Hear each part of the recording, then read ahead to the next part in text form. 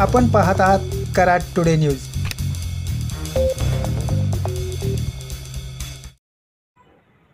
कोयना धरण पाणलोट क्षेत्रात पावसाचा जोर कायम असून धरणाच्या पायथा विद्युतगृहातून सोडलेल्या 1050 क्युसेक पाण्यामुळे व सुरू असलेल्या पावसाने कोयना नदीची पातळी वाढली आहे। सध्या कराड येथे पाणी पातळी वाढल्याने कृष्णा घाटावर काहीसे नदीचे पाणी आले आहे।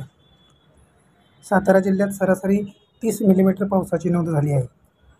यामध्ये कराड, पाटण, महाबळेश्वरला तालुक्यात अधिक पावसाची नोंद झाली आहे। आज सायंकाळी 5 वाजेपर्यंत कोयना येथे 67 मिलीमीटर, नवजा येथे 106 मिलीमीटर तर महाबळेश्वरला 91 मिलीमीटर पावसाची नोंद झाली आहे। कोयना धरणात सध्या 70.96 TMC पाणीसाठा झाला असून धरणात 55,000 क्युसेक पाण्याची आवक सुरू झाली आहे, तर धरणाच्या पायथ्या विद्युतगृहातून 1050 क्युसेक पाण्याचा विसर्ग सुरू आहे।